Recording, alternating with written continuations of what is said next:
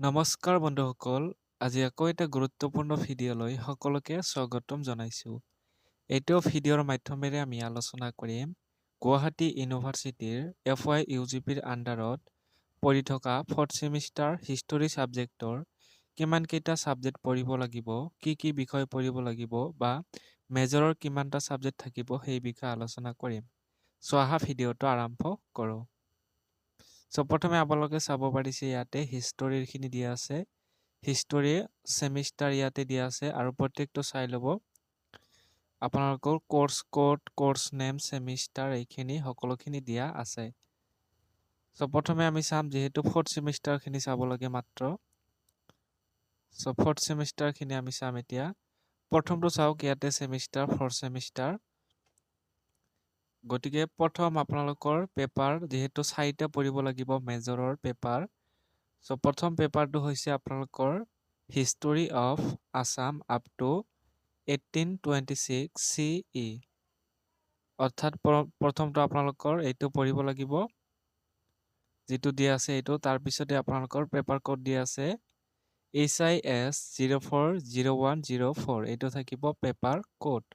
তাৰপিছতে আপোনালোকৰ history of Assam up to 1826 লৈকে এইটো মেজৰৰ এটা ছাবজেক্ট পঢ়িব লাগিব। তাৰপিছতে নেক্সট যদি চাওঁ, ছেকেণ্ডটো আপোনালোকৰ পঢ়িব লাগিব ছ'চিয়েল ফৰ্মেশ্যন এণ্ড কালচাৰ 1। তাৰপিছতে patterns of the ancient and medieval world. এইখিনি আপোনালোকৰ এটা ছাবজেক্ট পঢ়িব লাগিব। এইখিনি গোটেইখিনি মিলি এটা ছাবজেক্টে হয়। দেখাত অলপ নামটো ডাঙৰ হ'লেও ইয়াতে এটা ছাবজেক্টেই আছে। তাৰপিছতে যদি আমি চাওঁ 3 নম্বৰ আপোনালোকে পঢ়িব লাগিব history concepts and ideas. History concept আৰু আইডিয়াছৰ বিষয়ে এটা ছাবজেক্ট পঢ়িব লাগিব। টোটেল হ'ল 3টা আৰু এটা আছে আপোনালোকৰ শেষৰটো থাকিব। শেষৰটো হৈছে যে social and economic history of India up to 1206 লৈকে পঢ়িব লাগিব, আপ টু 1206 লৈ। এইখিনি আপোনালোকৰ 6টা ছাবজেক্ট এইটো পঢ়িব লাগিব। আৰু আকৌ এবাৰ দেখাই দিছোঁ। প্ৰথমটো আছিলে history of Assam up to 1826 CE। তাৰপিছতে দ্বিতীয়টো এইটো। তাৰপিছতে 3 নম্বৰটো দিয়া আছে আৰু 4 নম্বৰটো এইখিনি। লগতে আপোনালোকৰ পেপাৰ কোডখিনিও দিয়া আছে, মনত ৰাখিব পেপাৰ কোড প্ৰত্যেকটোৰে দিয়া আছে। এতিয়া আমি চাম যে এই মেজৰ পেপাৰখিনিৰ কিমান মাৰ্কৰ এক্সাম হ'ব সেইবিলাক আমি চাম এতিয়া।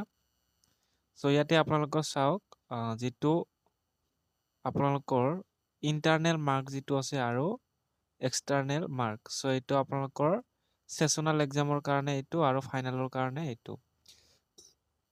অৰ্থাৎ আপোনালোকৰ যি মেজৰৰ 4টা ছাবজেক্ট প্ৰত্যেকৰে আপোনালোকৰ ছেছনেল এক্সাম হ'ব। 40 মাৰ্কৰ 4টাৰে হ'ব 40। তাৰপিছতে আকৌ ফাইনেল হ'ব 60 এনেকৈ আপোনালোকৰ ফাইনেল এক্সাম হ'ব। তাৰপিছতে আপোনালোকৰ যিহেতু ছেছনেল এক্সাম আৰু ফাইনেল এক্সাম 60 আৰু 40 হ'ব।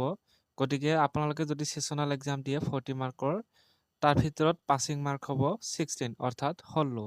আকৌ যদি আপোনালোকে 60 মাৰ্কৰ ফাইনেল এক্সাম দিব তেতিয়া আপুনি পাব লাগিব 24। এইখিনি আৰু 5 মাৰ্কৰ কাৰণে পাব লাগিব এইখিনি মাৰ্ক। এইখিনি আছিলে ভিডিঅ'টো। গতিকে ভিডিঅ'টো ভাল লাগিলে শ্বেয়াৰ কৰিব, লাইক কৰিব আৰু চেনেলটো ছাবস্ক্ৰাইব কৰি ল'ব।